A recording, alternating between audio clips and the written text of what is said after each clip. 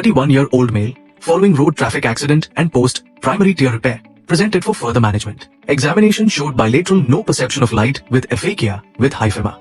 B-scan revealed bilateral vitreous hemorrhage with retinal detachment. Does nil visual prognosis in severe trauma means irreversible vision loss? Is pars plana vitrectomy justified despite poor prognosis? Let's find out. After proper counseling, the right eye was taken up for surgery. Surgery commenced with evacuation of hyphema.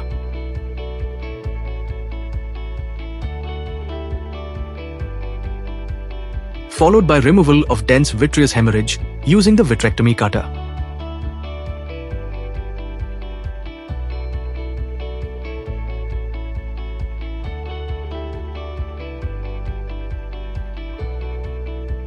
As media clarity improved, a scleral tear with retinal incarceration was identified in the supratemporal quadrant with associated retinal detachment. Perfluorocarbon liquid was injected to stabilize the posterior pole and facilitate retinal flattening. During further PFCL injection, visualization was compromised due to egress of subretinal blood. This was managed by aspiration of blood using the cutter, restoring adequate view.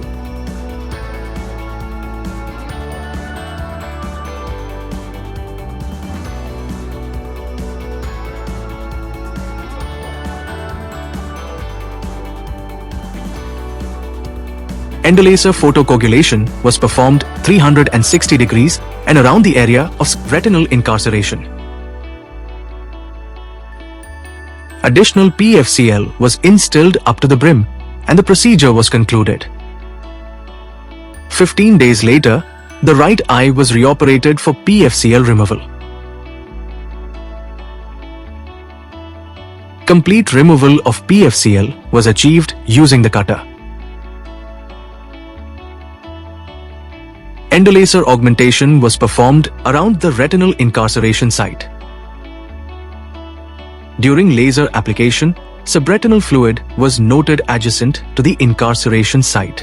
A drainage retinotomy was created to facilitate its evacuation. Endolaser photocoagulation was applied around the retinotomy. Silicone oil was instilled and the surgery was completed. At 1 month postoperatively, the retina was well attached under silicone oil. Following favorable recovery in the right eye, the left eye was taken up for surgery.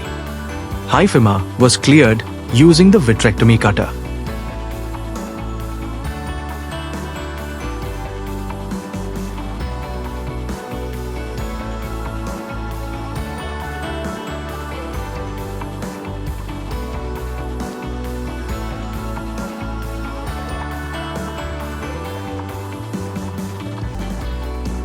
Retinal detachment was noted,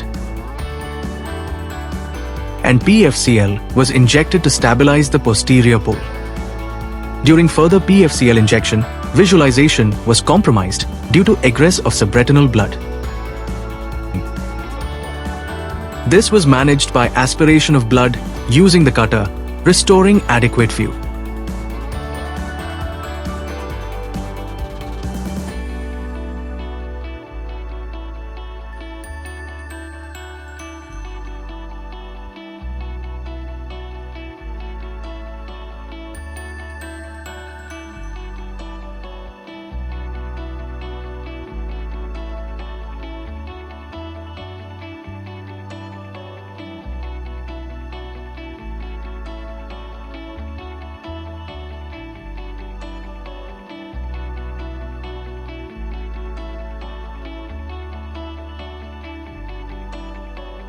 Endolaser photocoagulation was performed under PFCL.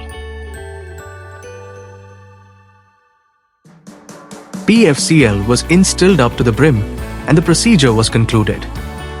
20 days later, the left eye was taken up for PFCL removal surgery. An unusual intraoperative finding was noted.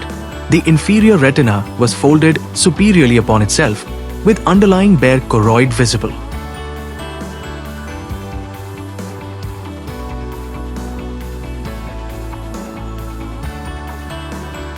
PFCL was completely removed using the cutter.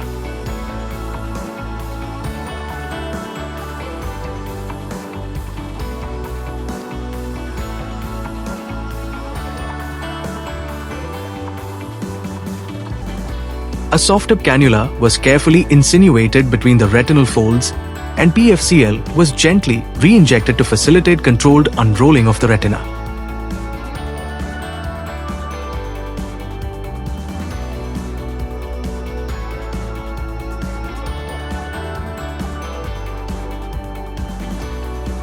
Additional PFCL was used to stabilize the retina. Fluid-air exchange was performed. Endolaser photocoagulation was applied inferiorly along the margins of the detached retina. A temporal drainage retinotomy was created and subretinal fluid was drained. Silicone oil was instilled and the procedure was completed. Left eye 10 days post-operatively. This case highlights that timely pars plana vitrectomy can offer meaningful visual recovery even in eyes presenting with no light perception following trauma.